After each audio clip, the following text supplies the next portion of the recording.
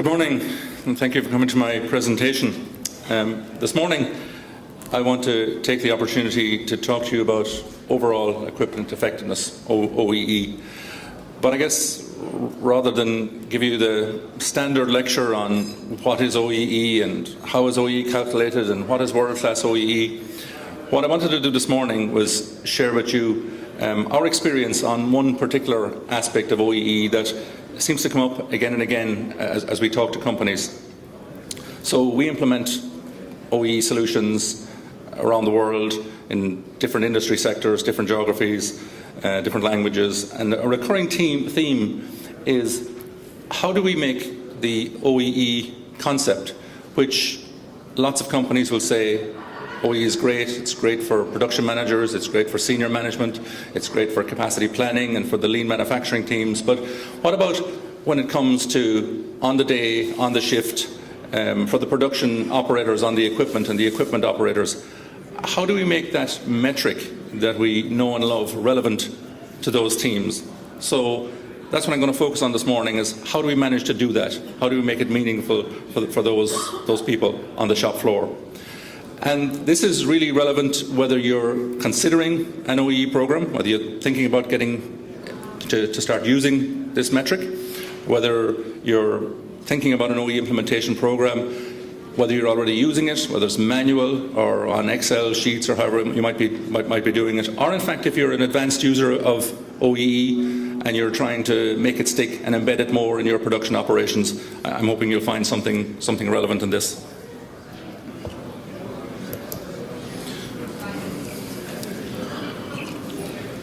So, our business, OEE Systems International, we work around the world, and our job is to deliver the best manufacturing performance management software and consultancy services to our customer. That means OEE software, OEE expertise, OEE solutions. And what we're trying to help our customers do is to be essentially more competitive, to help them increase their output, increase their capacity, reduce their production costs, reduce their waste and scrap, essentially deliver what we call business performance excellence. That's what we're setting out to do with the companies we work with. Many of these companies, you'll know, there are many different sectors, many different countries, lots of different processes and technologies. But the uniting factor with all of these companies is they have a drive for continuous improvement. They either have lean manufacturing or operational excellence or some sort of program, whether it's called OEE or OPEX or CI or whatever it is. They're all thinking about competitiveness. They're all thinking about the opportunities to identify and deliver improvements in their businesses. And we're helping these companies deliver that vision. The problem I wanted to talk about this morning is we know that OEE is a very useful, very insightful metric. I'm sure some of you, if not many of you, have either heard of or are using some version of OEE in your manufacturing plants. You're probably measuring your downtime, even if it's only manual. You're probably worrying about your line speeds. You're definitely worrying about your scrap and your quality. Whether you've brought them all together or not, it doesn't really matter. You're probably thinking about some version of OEE. So we know it works and we know it's useful. But often, as I say, it's lost on production operations. It's lost on the shop floor as a metric that we can really use. We know OEE works well over the medium and long term. We know that it helps us improve the performance of our plants and our production lines. We know it helps us identify opportunities for improvement on the machines and in the shift teams. That's been proven again and again. But because that OEE metric is actually made up of 3 sub-metrics, not all of those parts of the OEE model are under the control of the production operators. So they can't control all of the OEE metric, and they can't influence all of that metric. So what happens over short time frames, and by short time frames I mean the course of a shift, an 8 or a 12-hour shift, is that OEE as a concept becomes less relevant to the team on the floor. And how you hear that is, oh, OEE doesn't work on the shop floor, it doesn't work for the teams, it doesn't work for our morning meetings, it's only for the managers. That's how you'll encounter it, and you'll hear those kind of vibes. And hopefully I can put my finger on what some of that problem is and how we can overcome it. So what we are trying to do is, without losing the benefits of using OEE as a concept, we don't want to throw it out because there's some problem on using it on the shop floor. The challenge for us is, how can we come up with a set of production performance metrics that are relevant and meaningful for the production teams and for the production operators and still work within the bounds of the OEE model? I'm going to diverge for a minute. I promised I wouldn't say how is it calculated, but I'm going to anyway. Very quickly, the mathematics of OEE. Some of you, I'm sure, know this. OEE is very simple. It's simple calculation of what you are producing in any time frame, the course of a shift or a day or a month or a year, what you're actually producing versus what that production line or machine or process is capable of producing. So it's actual over capability. Very simple metric. We hear numbers talk about 50 and 60%. So I'm producing 50% of what the line is capable of producing. The OEE model is made up of 3 components. So we take the timer running, let's say an 8-hour shift in this example, and we have 3 types of losses. Our first loss is where the machine stopped. The conveyors aren't running, the wheels aren't turning, the red lights are on, and that's called a downtime loss or a stoppage. That's the first part of the model. And that gives us the first part of our component, of our 3 components for OEE calculation. That's our availability component. Once the lines are running, so during the time that they're actually running, the second loss we have is they don't run at full speed. So you have a line that's supposed to do 50 units a minute, and it's doing 20 units a minute or 40 units a minute. And that every minute we're losing the difference between what it's capable of doing and how fast it's actually running. We're losing capacity, we're losing potential output all of the time. So that's called performance loss, or many will call it speed loss. Okay, slow running. And the third loss is during that time we're running, we're making parts that we can't ship. We either have to rework them, in other words, make them again, another production cycle, or we put them in the bin. They're scrap, or they're lost, or they're gone. And the simple mathematics, that gives us our quality component. And the simple mathematics is, if you can imagine, I'm up and running 75% of the time, and I'm running at, let's say, 85% of my capable speed, and I have a 5% yield loss, then the mathematics are 75 by 85 by 95 give me 60%. So that says, okay, I'm producing 60% of what the line is capable of producing. Of course, what we're interested in is what's happening on the tops of those columns and the tops of those bars. What's in the downtime loss? What's in the performance loss? What's in the quality loss? How do I get inside those? And the way to increase the size of the height of the green bars is simply to reduce the losses that are on the tops of those columns. And that's what OEE is essentially about. So back to the problem. This is fine, it's easily understood, it's my actual output versus my capable output. Why wouldn't this work in a shift environment? Why would operators say, I don't know, I don't feel comfortable with it, I don't like it? Why would we get that vibe? And here's an example of the problem. Let's take 2 shifts running one day after the other, or one behind the other, a night shift and a day shift, doesn't matter. 2 8-hour shifts, let's say, for the sake of argument. And we're trying to figure out a metric to tell us which one of these shifts are performing well and which is not so well. Which is the better shift, for example. Let's make it a little bit easier. Let's introduce a target. So let's say the target we have in our plant for OEE is 50%. And I'm trying to figure out which of these shifts is performing better. Well, a simple look, right, from standing well back would tell me the A shift on the left-hand side is hitting an OEE in the last 8 hours of 60%. And their colleagues on the B shift come in at 40%. So we're probably going to give the prize for the best OEE to the shift on the left-hand side, to the A shift. 60% beats 40%. It's fairly straightforward. Except they probably wouldn't look at it like that. And almost definitely you'll get some grumblings from the B shift saying, hang on a second, we put in a much better time, we actually did better, and it doesn't seem we're getting the recognition for it. And the problem is this. If we look down at the tops of those columns that I showed you earlier, which are just shown here stacked on top of each other, and the different losses, if you look at the shift that we're going to give the gold medal to, or the buns or whatever they get in the morning for doing well on their shift, you'll see that the quality losses on the A shift that are supposedly the better shift are 1.5 times what we see on the B shift. You'll see the speed losses on supposedly better shift are 1.5 times the speed losses on the B shift. You'll see the unplanned downtime is twice as bad as the unplanned downtime on the B shift. It's no wonder the team on the B shift are wondering why they're not getting the prize. And the problem is here. The problem is we introduce changeovers into the process. The changeovers are typically out of the control of the operators. They fall where they fall. So what we've seen here is typically the A shift ran a 1-hour changeover. That's the time it took them to do that. Let's say, for the sake of argument, that they did a 1-hour changeover in 1 hour. But the B shift went through a complete changeover of the line that took them, I don't know, 3 or 4 hours here. And again, let's say they did it on target. Let's assume both teams did their changeovers on target.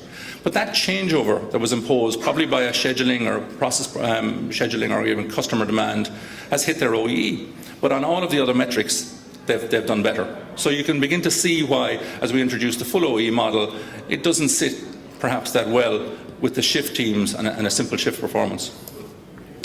So even though the A shift has delivered a higher OEE at 60%, we would consider the B shift to have delivered a superior performance at 40%. The trouble is, how do I explain to the team next morning that 40% OEE beats 60% OEE? It kind of doesn't sit well. It doesn't make any sense. We're taught that higher is better, and of course for OEE, higher is better. So how do we get around this? What are we going to do about this OEE failure at the shift level? So during the course of a shift, only certain metrics are relevant for them. The production operators, as I say, don't have control over all the factors which influence the losses.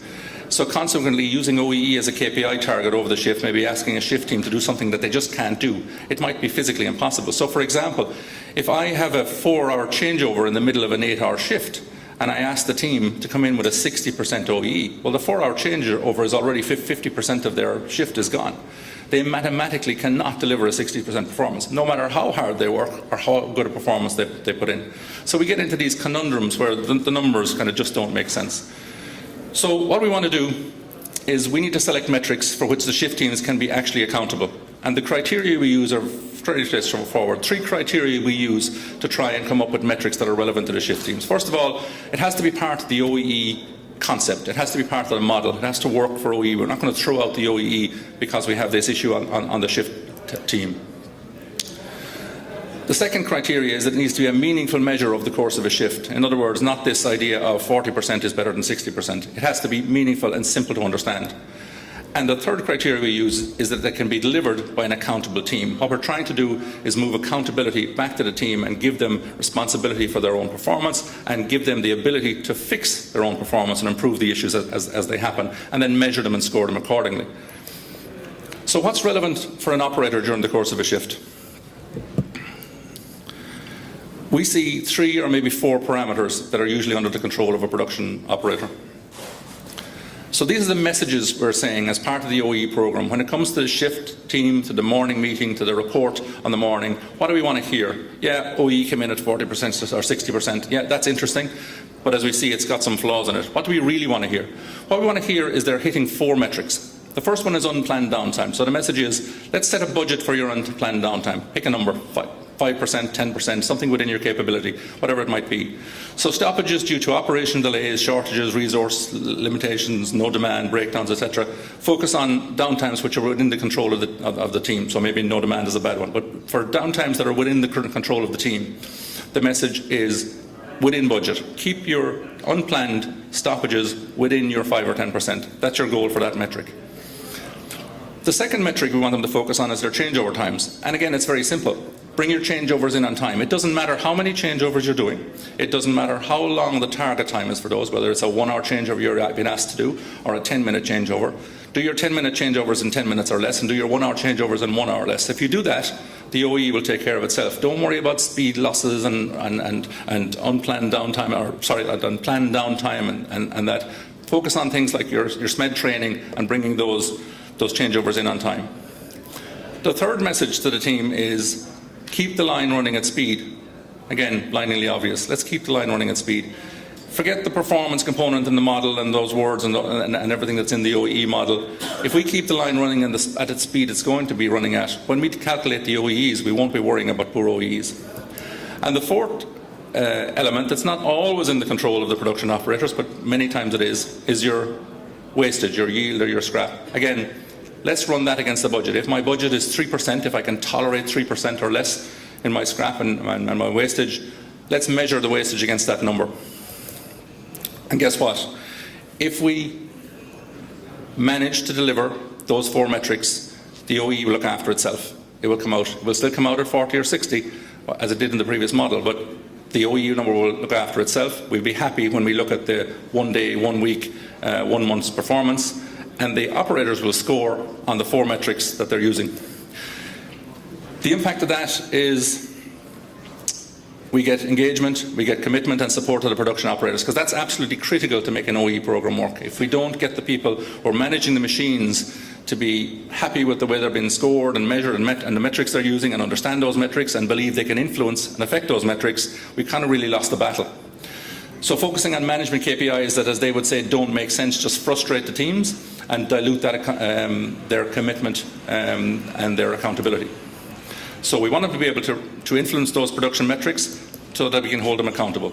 So in our experience, what we see is performances, exceptional performances from teams that understand that they can affect the metrics. And we see numbers like unplanned downtime well below 5%. We see 95% of changeovers delivered on target.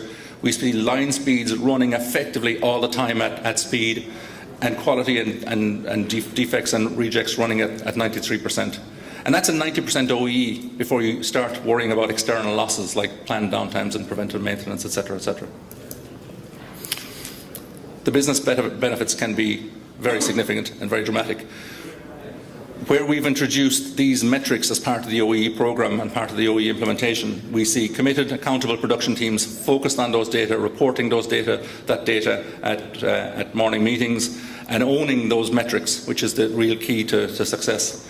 We see fast and flexible and appropriate responses to operational events, to downtime events or problems on the line. Again, they have that ownership and they'll respond they know if they can impact those metrics, it will show up in the 4 metrics we're measuring. And then we see a metric-driven real-time performance business improvements. So numbers, output, quality, scrap, cost. People can talk about those numbers. So just to wrap up, I have one little takeaway for you really. If you're not already using OEE as a key performance indicator, it's highly likely that you're missing out on a significant performance improvement opportunity. You're probably missing out on the opportunity to improve your competitiveness, increase your output and reduce your costs, so something to think about. If you are already collecting production performance information like this, whether it's through OEE or something else, I'd suggest you take a closer look at how you're setting the targets and the shifts, and is there an opportunity for you to take those KPIs and tweak them or modify them in some way to make them more relevant for all of the stakeholders involved. And finally, if you already have a handle on what I've been talking about and are well ahead of me on all of these issues, fair dues to you, well done, you're ahead of the pack, and I really look forward to an invitation to visit your manufacturing plant. Thank you very much, folks.